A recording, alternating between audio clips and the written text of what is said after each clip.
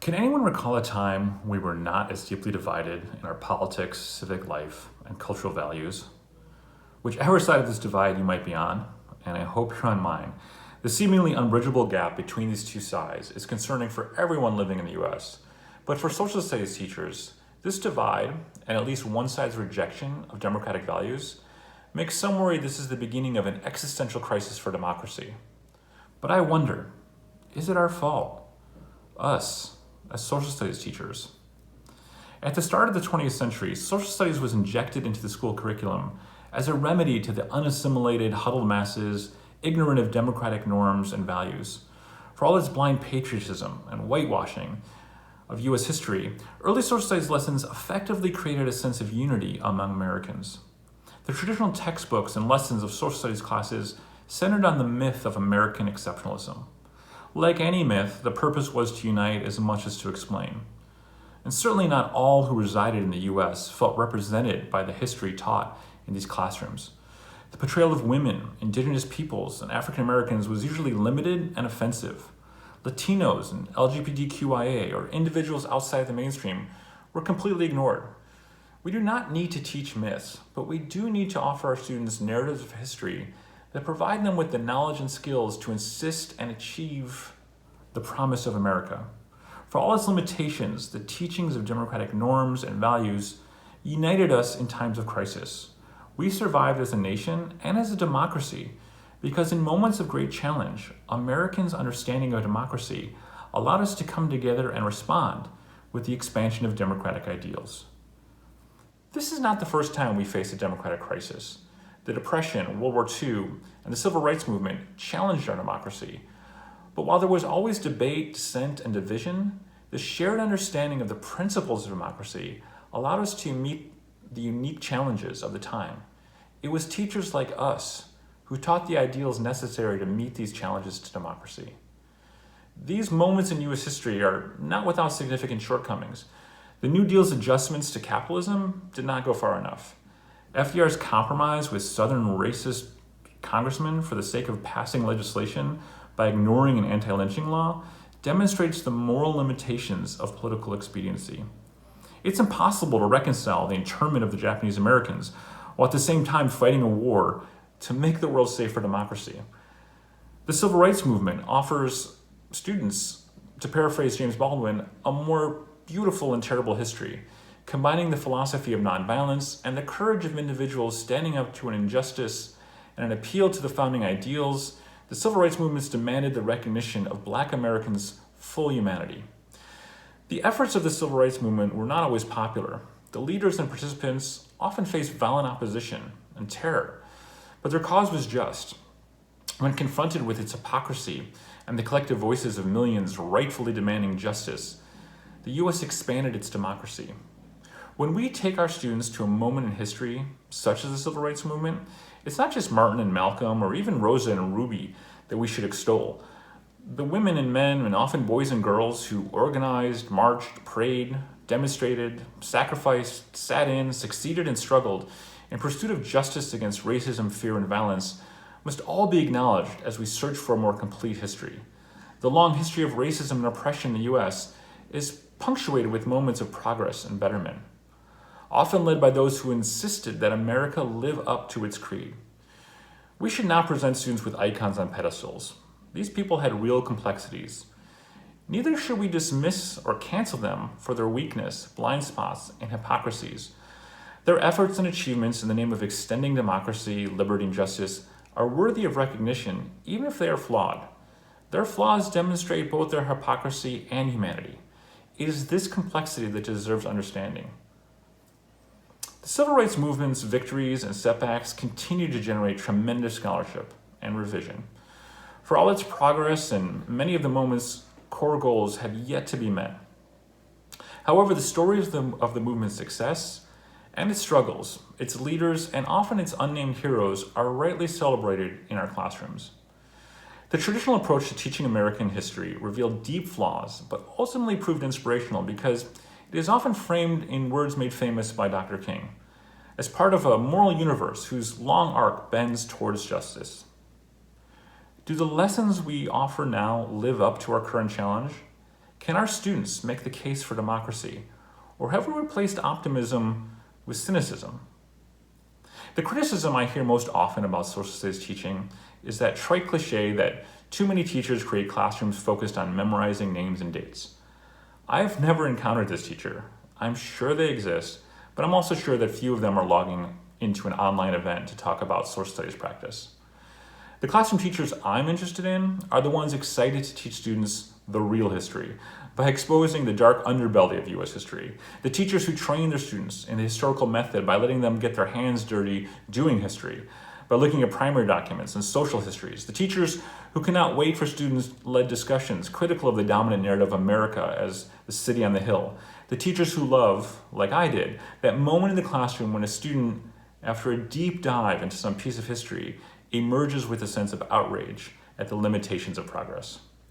We are part of a generation of teachers who grew up and were educated differently from those first few generations of social studies teachers who focused on a unifying patriotism.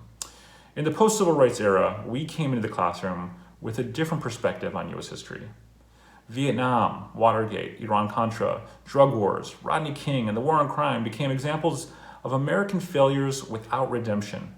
No greater goal was attained as US actions seemed untethered from democratic ideals and targeted at the most marginalized.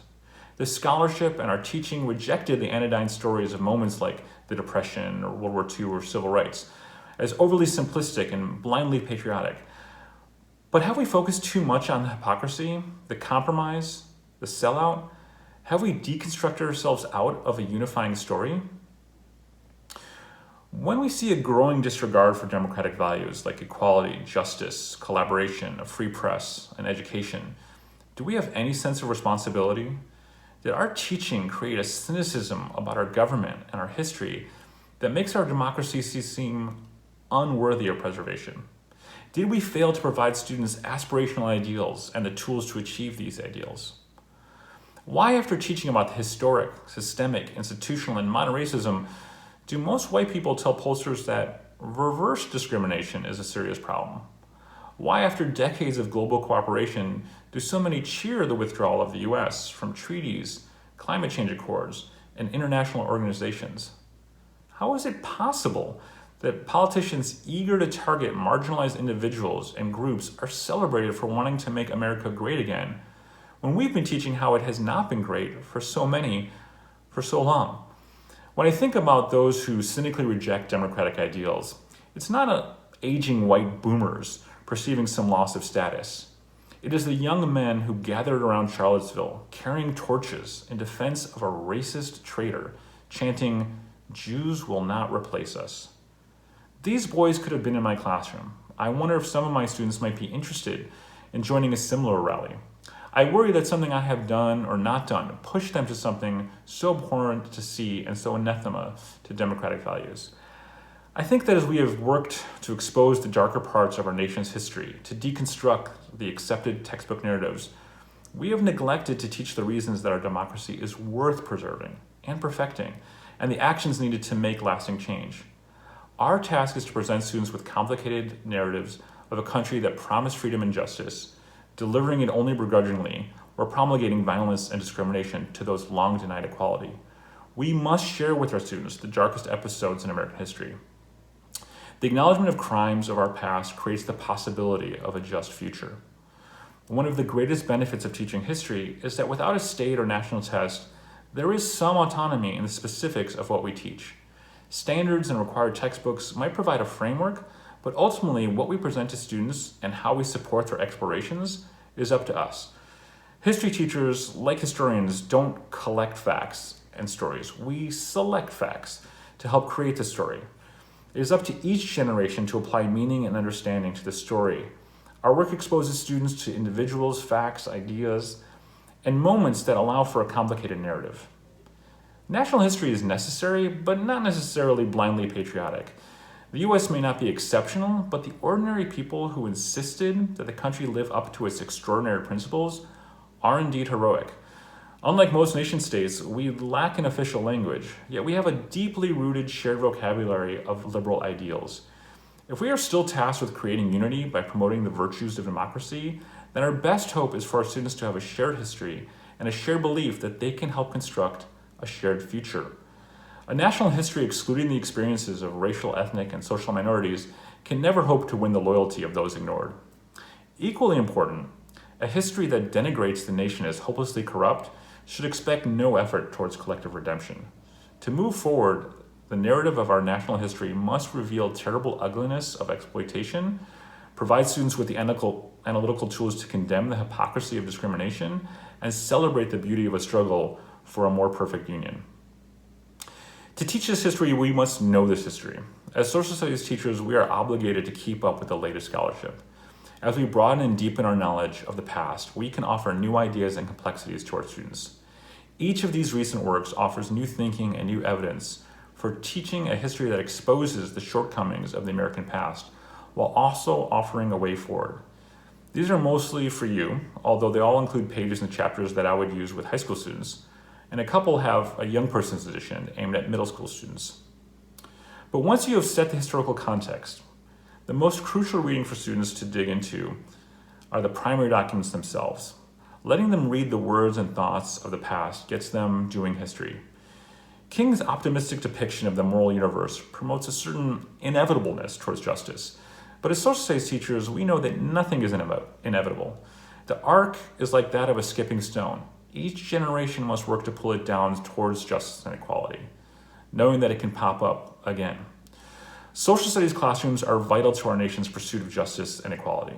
Without an understanding of the power and the need for collective commitment to the ideals of our democracy, our society breaks into factions and blocks lacking a common vision of liberty and justice for all. The lessons we offer on democratic pluralism must allow students to see the diversity and the strength of our nation.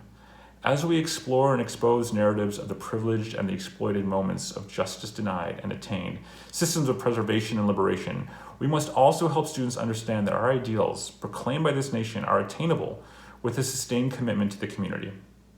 Equality is achievable only when we understand our individual freedom depends on the equitable distribution of justice for all. This is the lesson that drove me to teach social studies. And this is the idea that makes our subject so vital.